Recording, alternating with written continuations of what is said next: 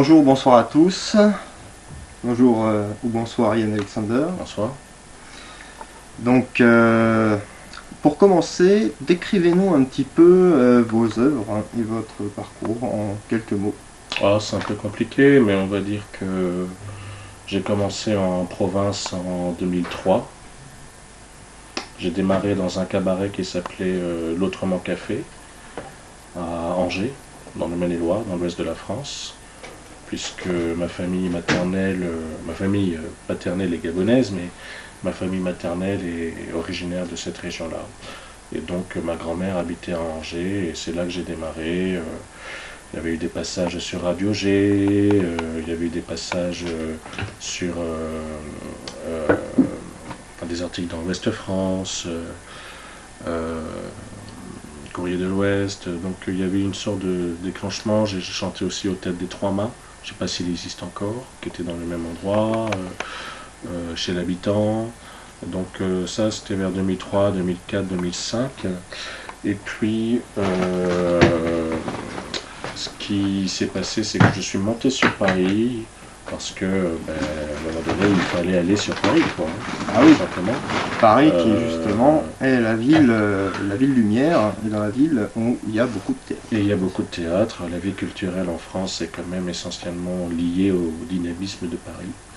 Donc j'ai commencé sur Paris, j'ai cogné la porte d'un lieu qui s'appelait le Magique, qui n'existe plus maintenant. C'était dans le 14e arrondissement à Métro-Pernetti, et qui était tenu par le chanteur Marc Cavet et sa femme, Martine, qui est décédée d'ailleurs, en janvier dernier, je crois, oui, c'était en janvier.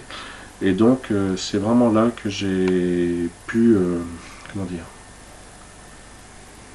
rôder le métier.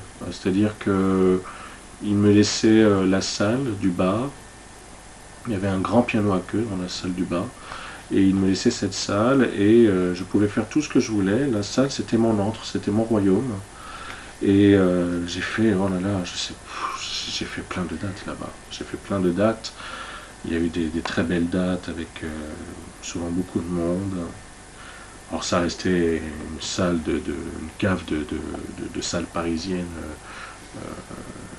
On pouvait mettre quoi, 30, 30, 40 personnes. Enfin déjà, en fait pour être honnête, à 15 ça faisait déjà plein. Ah oui, Ça donne une idée du salle, oui. ça donne une idée du lieu. Donc voilà, c'était pas le café de la danse et ses 500 places, quoi. Ça n'avait rien à voir, ou le Tête Michel et ses 300 places. C'était vraiment très différent. Mais voilà, j'ai appris beaucoup, beaucoup, beaucoup de choses.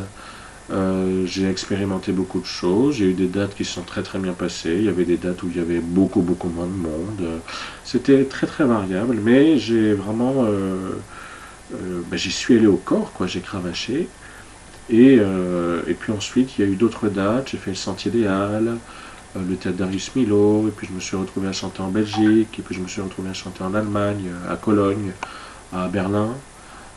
J'ai chanté à Bruxelles, j'ai chanté à Moucron, en Belgique, notamment pour les fêtes de Noël de Moucron, sur la place des fêtes, enfin la grande place, pendant 2 ans, je crois. Je revenais y chanter. Donc voilà, c'était mon répertoire. Ça a toujours été mon répertoire en fait, hein, depuis 2003. Donc c'était des chansons comme À table, voilà, qui était vraiment, qui a été l'une des chansons qui m'a fait le plus connaître en tout cas vis-à-vis d'un public. Enfin du public. Il y avait À table, il y avait Déclaration d'amour à un vampire, il y avait J'aimerais, j'aimerais, il y avait Le Mulâtre. Le mulâtre, Oui. mort en marginal. Mort en marginal, voilà, donc il y avait ce poème-là, enfin qui était une chanson aussi. Donc je m'accompagnais au piano la plupart du temps, et puis au fur et à mesure, je me suis fait accompagner par des choristes d'abord, Oumandi et Deki, vers 2011-2012. Et au fur et à mesure, j'ai commencé à intégrer des musiciens de façon plus pérenne. Au Caron, à un moment donné, il y a eu Pablo Penamaria, Barbara Felitti à la guitare, et puis j'ai élargi. J'en ai eu marre un jour d'être au piano non-stop, j'en ai eu marre. Et donc du coup, vers 2018, j'ai de plus en plus délaissé le piano, parce que c'était vraiment un bonheur d'être debout sur scène, de pousser le côté théâtral, et donc c'est Bertrand Ferrier ensuite qui m'a accompagné au piano très souvent à partir de 2018. Ça avait été à l'Atelier du Verbe. On avait fait un spectacle autour des chansons de Pauline Julien, et puis après, bon, ben, ça a continué comme ça. Puis Claudio Zaretti, qui est chanteur et également très bon guitariste, est venu, Sébastien Defiol également.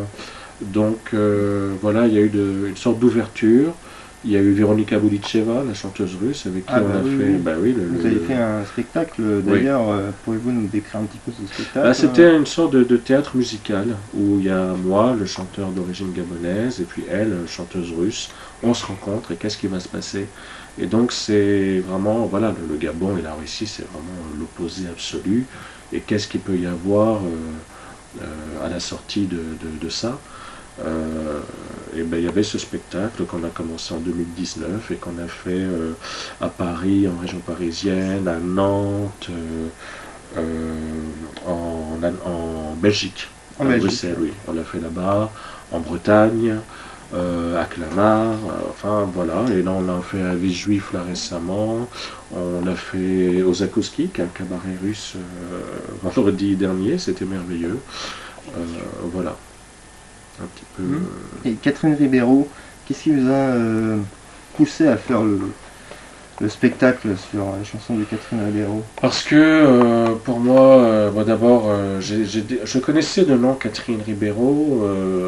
Elle m'avait demandé un ami sur Facebook, d'ailleurs, il y a quelques années. Elle m'avait souhaité joyeux anniversaire, mais je ne connaissais pas bien ses chansons. Et puis j'ai pris le temps d'écouter en 2018 et je me suis dit, mais en fait j'aurais pu moi-même chanter certaines chansons, je me suis reconnu complètement. Et j'avais envie de faire... En fait j'avais envie simplement de chanter ces chansons, voilà. C'est intéressant. J'avais envie de chanter ces chansons, alors il y a des chansons d'amour, il y a des chansons engagées à gauche, il y a un répertoire assez vaste. On l'a souvent réduit à une chanteuse communiste dans les années 70, mais elle n'était pas que ça en fait, elle avait vraiment... quelque chose de très particulier et où le sentiment amoureux est très présent. Et c'est ça qui m'a beaucoup marqué. Et il y a vraiment des très très belles chansons d'amour chez Catherine. Ça est très intéressant. Et pour finir, un petit mot de la fin, un petit... si vous avez une dédicace à faire J'ai pas... Enfin, si, un grand remerciement à ceux et celles qui me suivent, évidemment. Je suis très touché. Je sais que je dois beaucoup...